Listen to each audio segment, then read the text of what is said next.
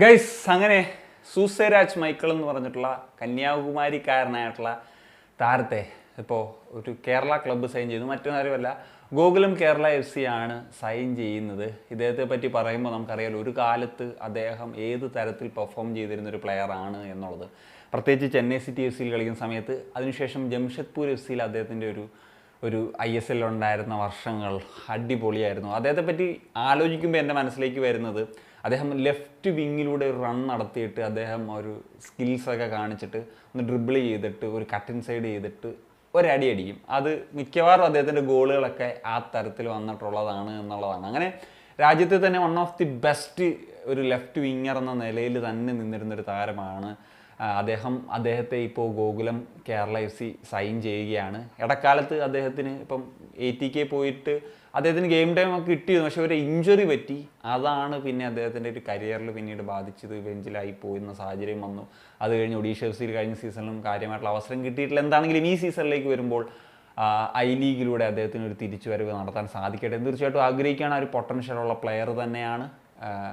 ഗോകുലം കേരള FCയിൽ അത് അദ്ദേഹം കാട്ടട്ടെ എന്നുകൂടി ആഗ്രഹിക്കുകയാണ് എന്നുള്ളതാണ്. അതുപോലെ തന്നെ അടുത്തൊരു പ്ലെയറാണ് മാർക്ക് സോതൻബോയ എന്ന് പറഞ്ഞിട്ടുള്ള ഹൈദരാബാദ് FCയുടെ താരത്തെ ഈസ്റ്റ് ബംഗാൾ സൈൻ ചെയ്തിരിക്കുകയാണ്.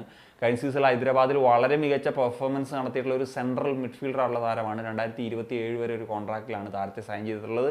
ഈ ഒരു താരത്തിലേക്ക് വരുന്നൊരു സമയത്ത് എടുത്തു പറയേണ്ട ഒരു കാര്യമാണ്, കഴിഞ്ഞ സീസണിൽ അദ്ദേഹം വളരെ മികച്ച പ്രകടനം തന്നെയാണ് നടത്തിയിരുന്നത്. ആ ഒരു റോളിൽ നമ്മൾ ആ താരത്തെപ്പറ്റി സംസാരിക്കുകയും ചെയ്തതാണ്. മാത്രമല്ല ഈസ്റ്റ് ബംഗാളിന് ഇപ്പം നിലവിൽ ആ റോളിലേക്കൊരു മിഡ്ഫീൽഡറെ ഉറപ്പായിട്ടും ഒരു ആവശ്യമാണ്.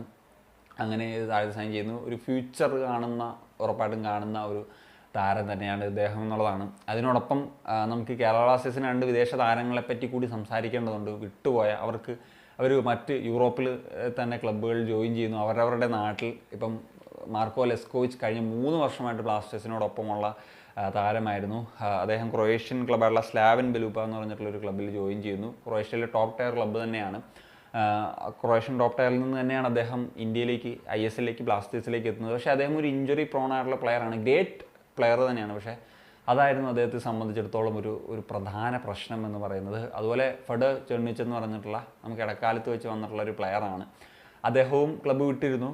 അദ്ദേഹം തൻ്റെ സ്വന്തം നാട്ടിലെ ക്ലബ്ബിലേക്ക്, അദ്ദേഹം സൈപ്രസിൽ നിന്നാണ് വന്നത്, സ്വന്തം നാട്ടിലെ ക്ലബ്ബായിട്ടുള്ള ലിത്വേനിയൻ ലീഗിലേക്ക് പോകുന്നു. ലിത്വേനിയൻ ക്ലബ്ബായിട്ടുള്ള കൗനോ സാൽഗ്രിസ് എന്ന് പറഞ്ഞിട്ടുള്ള ഒരു ക്ലബ്ബിലാണ് അദ്ദേഹം ജോയിൻ ചെയ്യുന്നത് എന്നുള്ളതാണ്. So that's it guys. അപ്പോൾ നിങ്ങളുടെ ഒപ്പീനിയൻസ് ഉറപ്പായിട്ടും കമ്പോസ് ചെയ്യാൻ മറ്റേ കാണിക്കുകയാണ്. സനി.